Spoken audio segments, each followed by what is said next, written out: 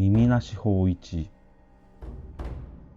今は昔、下関海峡の壇の浦で長い間覇権を争った源氏と平家の最後の合戦が行われた。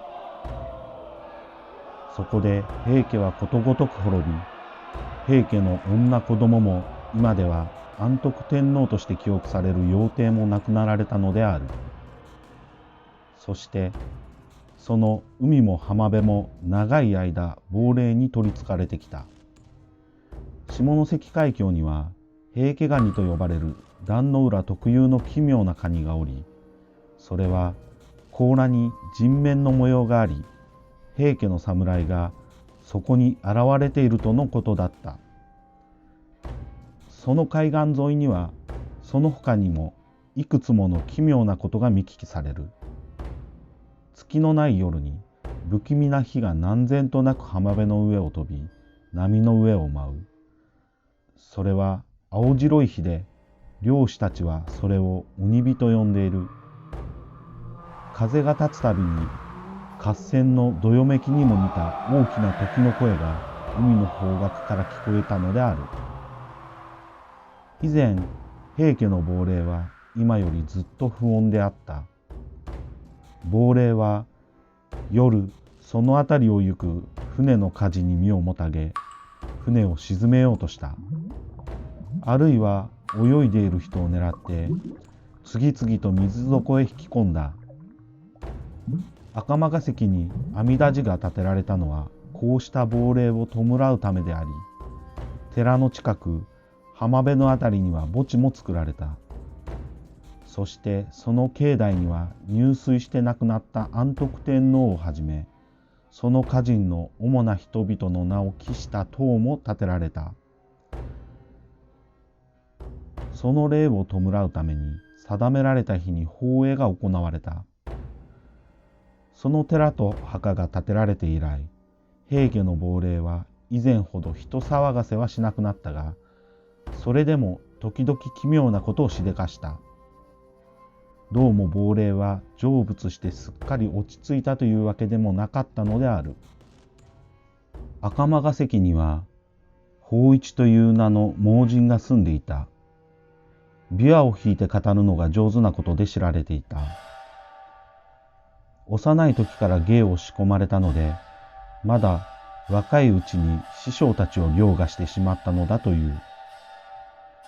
琵琶法師として身を立てたが、平家物語を語るのが特に上手で、法一が壇の浦の戦の段を語る様子は、鬼人をも泣かすと言われたほどである。琵琶法師として身を立てようとした当初、法一は貧乏の辛さを身にしみて味わったが、自分を助けてくれる良き人に恵まれた。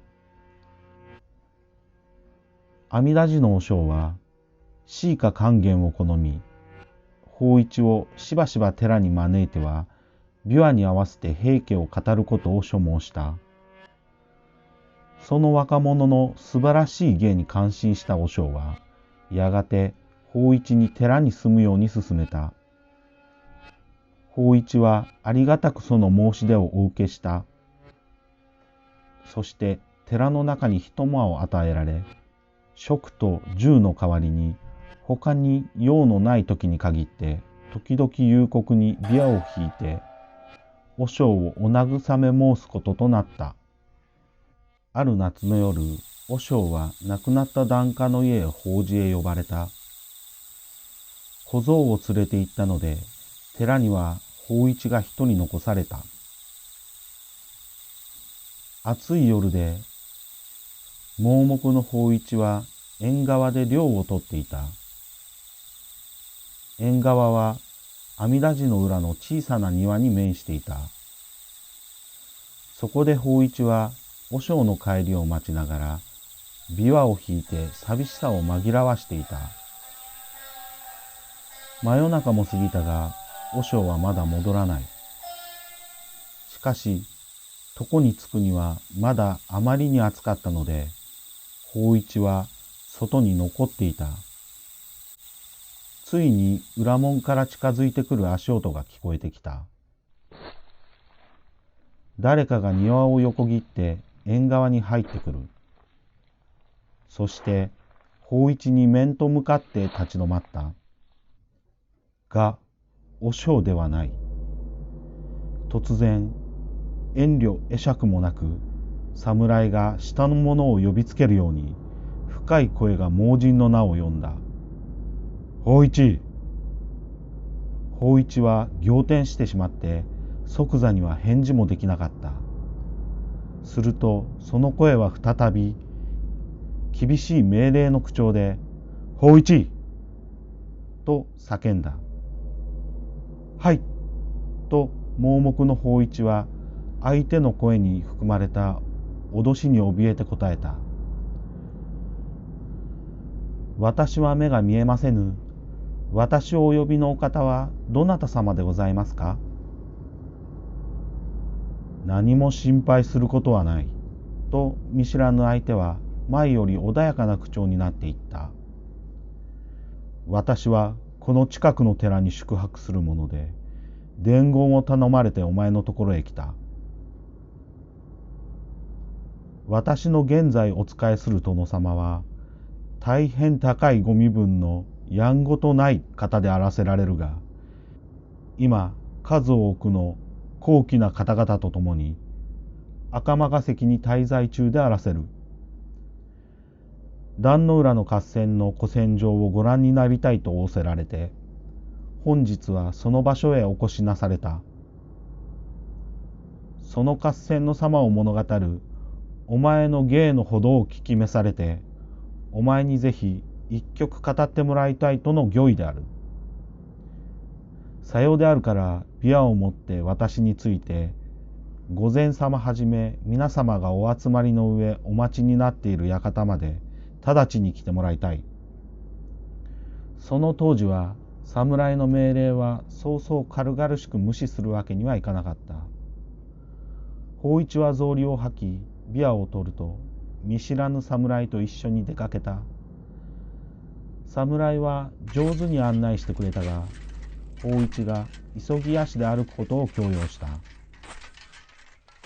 自分を引いていく手は鉄のようで、侍が大股に歩くたびに金属が音を立てたが、それは侍が鎧兜に身を固めていることを示していた。おそらくどこかの御所の武士に違いない。芳一の最初の危惧の念は消えた。これは幸運に巡り会えたと密かに喜ぶようにさえなった。それというのも侍が大変高いご身分のやんごとない方と言って聞かせた以上、自分の語りを所望される殿様は一流の大名以下であることはまずありえないと思ったからである。間もなく侍は立ち止まった。そして芳一は自分の大きな門構えの前に着いたことに気がついた。阿弥陀寺の山門を除けば、下関の町のそのあたりにそんな大きな門があろうとは思えない。芳一が不思議な気がしていると、開門と侍が叫んだ。すると、かん抜きを外すきしんだ音が聞こえた。二人はその門を抜け、広い庭を横切り、また別の入り口の前で立ち止まった。そこで侍は大きな声で呼んだ。中にどなたかおられますか？ただいま芳一を連れてまいりました。すると急ぎ足の音、障子や襖、雨戸を開ける音、ささやき合う女どもの声が聞こえた。女たちの言葉遣いから芳一はどこかのやんごとないお屋敷に仕える者に相違いないと判断した。だがそれでも自分がどこへ連れてこられたのか見当もつかなかった。それに思い巡らす時間もなかった。手を引かれて石段を数段登ると、最後の段のところで草履を脱ぐように言われた。官女の手が磨き立てた板敷きの果てしなく長い廊下に沿って芳一を案内していく。柱のある曲がり角を何度も曲がるのでとても覚えきれない。そして驚くほど広い畳敷きの間をいくつも横切って大変広いお座敷の中ほどへまかり出た。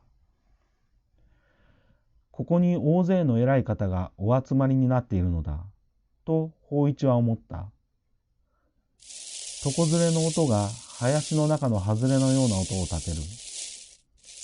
また大勢の人が低い声でつぶやいているのも聞こえる。その言葉遣いは大宮人のそれだった。法一は気を楽にするように言われた。自分のための座布団が用意されてあった。その上に座って琵琶の調子を整えると、女官たちを取り仕切る老女とおぼしき人の声が法一に向かってこう告げた。平家を語り琵琶を前じなさい。全曲を語るには数番かかる。そこで法一は思い切って尋ねた。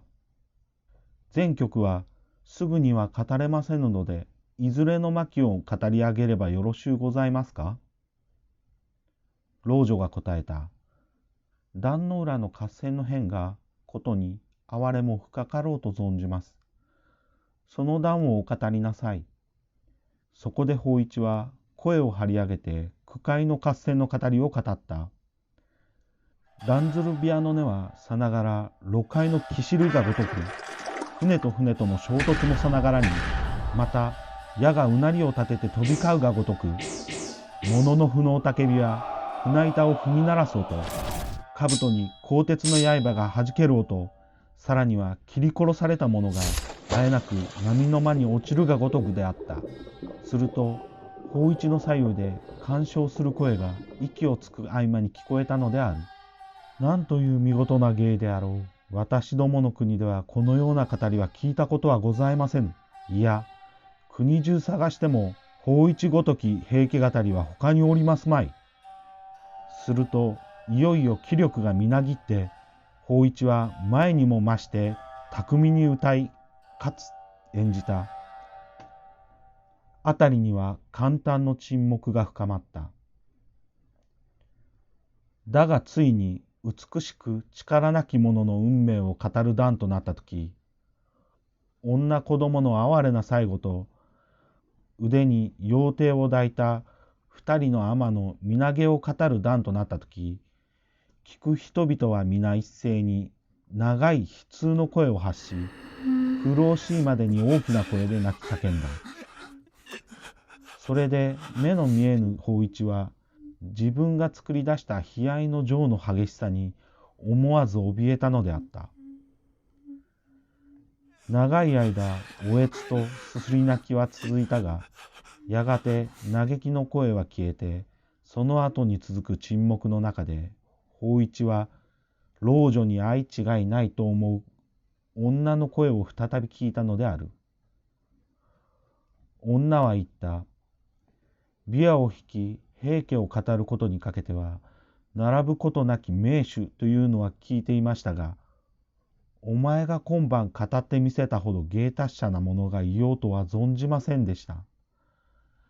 ご主君はお前にしかるべき礼をしたいと申されております。しかしご主君はこれから続けて6番の間、毎晩一度ずつお前の曲を聴きたいとご所望です。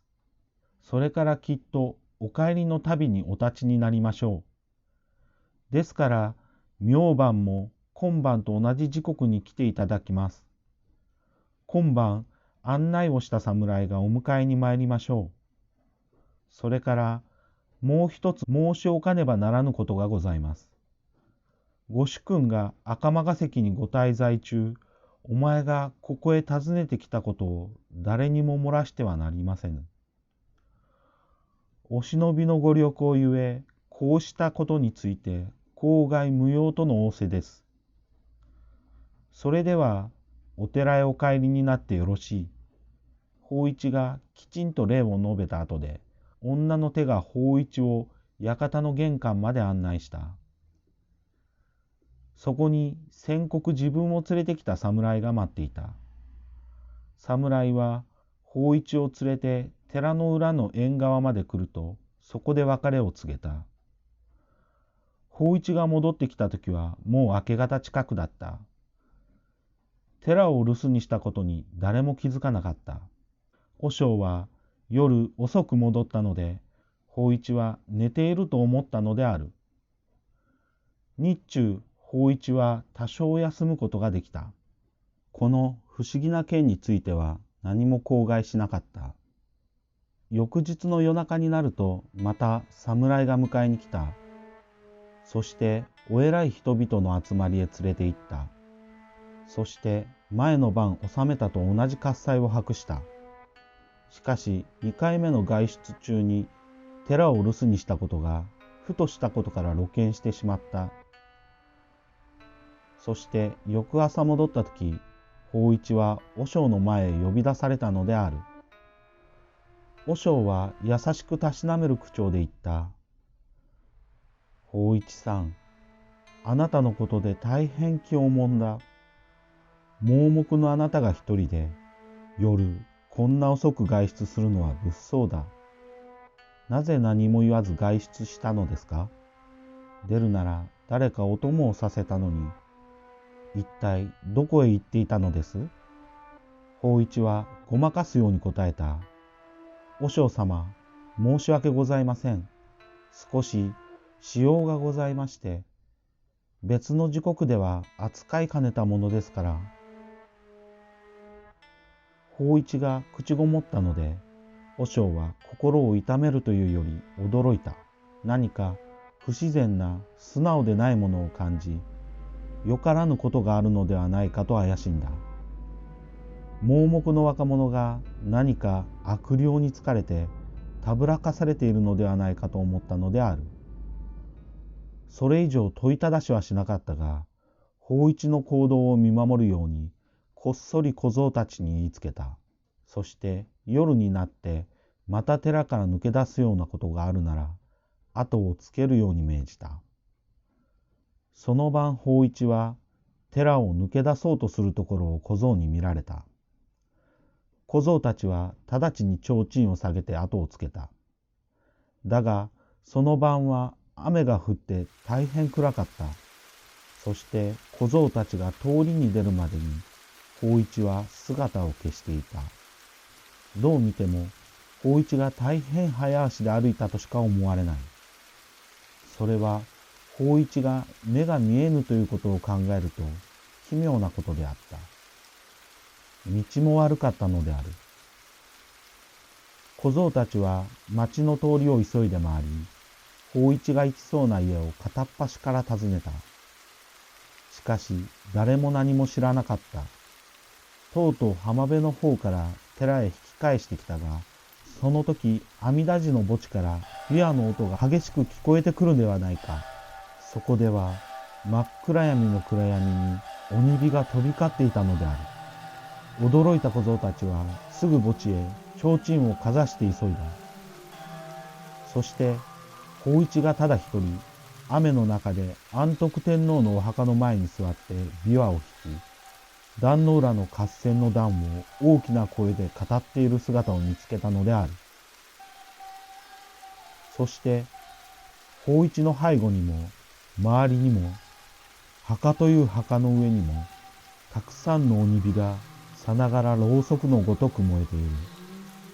かつてこれほどの鬼火の大群が人間の目に触れたことはなかろうと思われた。芳一さん、芳一さんと小僧たちは叫んだ。あなたはたぶらかされている、芳一さん。だが盲目の芳一にはその声も聞こえないらしい。芳一は夢中になって琵琶をかき鳴らし、ますます物狂わしげに壇の浦の合戦の語りを語って聞かせるのである。小僧たちは芳一をつかんでその耳に向かって叫んだ。芳一さん、芳一さん、一緒にすぐお寺へ帰りましょう。芳一は叱るような口調で言った。このような恐れ多い場所でこのような邪魔立てをするとは許されませぬぞ。小僧たちは芳一がたぶらかされているのは間違いないと思うと、小僧たちは芳一を掴んで無理やりに引き立たせ、力ずくで芳一を急いで寺へ連れ戻した。そして寺へ着くと芳一は、和尚の命令ですぐ雨に濡れた着物を脱がせられ、着替えを済ませると食べ物や飲み物を強いて勧められた。それから和尚は芳一の呆れ果てた振る舞いについて、一部始終をきちんと話すように求めた。芳一は長い間口を割ることをためらった。だがしかし自分の振る舞いが本当に良き和尚を心配させ、怒らせもしたと悟ると、もう隠し立てはするまいと思い、侍が最初に訪ねてきた時からのことをことごとく打ち明けた。和尚は言った。芳一、気の毒に、お前は今大変危ない目に遭っている。前に一切を私に打ち明けなかったことは大変まずかった。お前が素晴らしく琵琶の際に恵まれていることが、お前にこの思いもかけぬ災難をもたらしたのだ。今となってはお前にもお分かりだろうが、お前はどこかのお屋敷に上がったものでも何でもない。お前は実は毎晩墓地で平家のお墓に囲まれて夜を過ごしていたのだ。小僧たちがお前を今晩見つけ出したのは安徳天皇のお墓の前だ。お前は雨が降りしきる中で座っていたのだ。お前がこんな思いをしていたことは、亡者たちに呼ばれていたことを別とすれば、すべてこれ幻だ。お前は一旦亡者の言いなりになった以上、その手中に落ちてしまった。もしももう一度また亡者の言いなりになるなら、こうしたことが起こった以上、お前は八つ裂きにされてしまうに違いない。だが、いずれにしても遅かれ早かれお前は殺されるはずだったのだ。ところで私は今晩お前と一緒にいられない。今晩も別のよんどころない法事に呼ばれている。だが出かける前にお前の体の上にお経を書いて、お前の体に危害の加えられることのないようにしてやろう。日が暮れる前に和尚と小僧は芳一を裸にすると、筆でもって二人は芳一の胸や背や顔や首や手や足や足の裏や至るところに般若心経の文句を書きつけた。それが済んだとき、和尚は芳一にこう言い聞かせた。今晩私が出かけたら、お前は縁側に座ってじっと待っていなさい。呼ばれるだろうが、何事が起ころうとも返事をしてはいけない。動いてはならない。何も言わずに黙って物思いにふけったように座っていなさい。もし動いたり音を立てたりすれば、お前は引き裂かれてしまう。決してうろたえ、助けを呼んだりしてはいけない。助けを呼んでも助けにならぬからだ。だが今言った通りにさえしていれば、何も危ないことはない。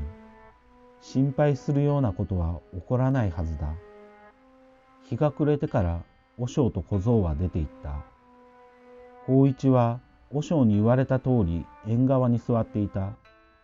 そして琵琶を傍らの板敷きの上に置くと、瞑想三昧の姿勢をとり、じっとしていた。